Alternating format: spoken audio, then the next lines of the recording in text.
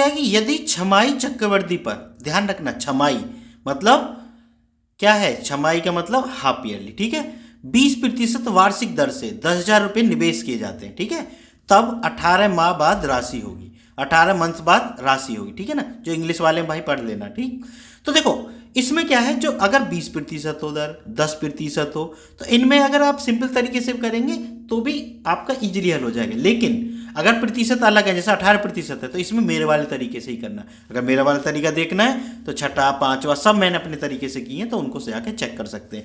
ज़्यादातर क्वेश्चन मैंने अपने तरीके से किए हैं, ठीक है ना, उसी तरीके से आप एग्जाम में करना, उसी तरीके को आप एडॉप्ट कर लो, मतलब सीख लो अच्छे तरीके से, ठीक। तो अब इस बात में क्वेश्चन पे देखो, छमाही ले रहा है लेकिन दर किस हिसाब से दी है, 20% वार्षिक। भाई 20% वार्षिक दर है तो छमाही कितनी हो गई, आधी हो जाएगी। क्यों?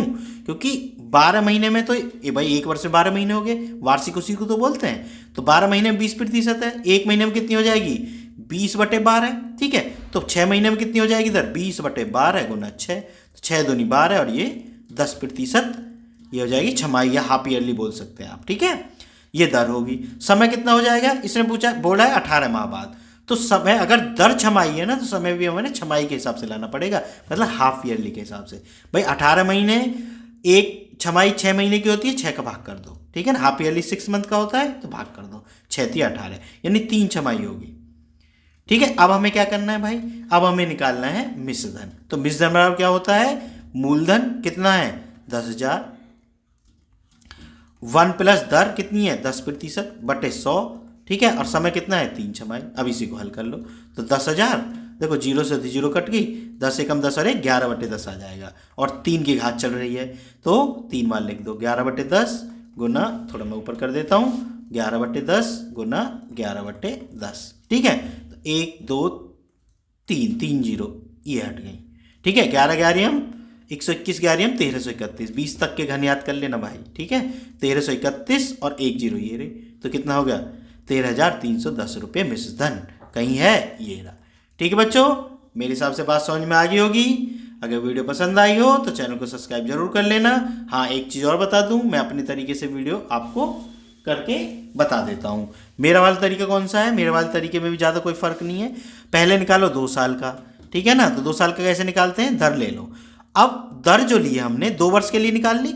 अब चक्रवृद्धि ब्याज में क्या होता है, ब्याज के ऊपर ब्याज लगता है, तो हम भी लगा देंगे बटे 100।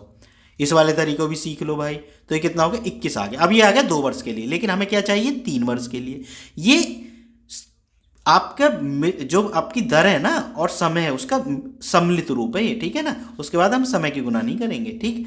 अब इसको भी ले लो भाई, तीसरा और बचा 10 तीसरे वर्ष का, ठीक है ना, प्लस ये क्या करेंगे 21 गुना 10/100, जितने यहाँ जोड़ रहे हैं उतने की यहाँ की गुना, क्योंकि ब्याज के ऊपर ब्याज लगना है, ठीक। इसको हल कर लो, तो ये कितना हो गया 31, ठीक है। और ये कितना हो गया भाई, ये 2.1 आ गया प्लस 2.1, तो ये आ गया 33.1। अब आपको क्या निकालना है, मिश्र धन निकालना है। तो मेरे वाले तरीके में पहले ब्याज निकलता है, इसलिए ब्याज पे वो ज़्यादा इफेक्टिव है, पर चलो करके बता देते हैं। तो 10,000 गुना कितना हो गया 33.1/100, क्योंकि ये एक तरीके से प्रतिशत मान लो, मतलब अगर 100% मूलधन है ना तो 33.1% उसका ब्याज बन गया, ये मान लो आप।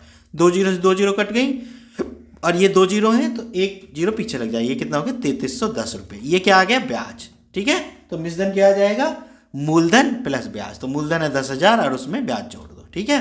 तो 10,000 और 3310 उसमें ब्याज जोड़ दिया, 01331, तो 13,310, ठीक है। तो इस वाले तरीके से भी कर सकते हैं, जो भी आपको पसंद हो, ठीक है बच्चों। बात समझ में आ गई होगी। अगर वीडियो पसंद आई हो तो चैनल को सब्सक्राइब जरूर कर लेना। मिलते हैं फिर नेक्स्ट वीडियो में।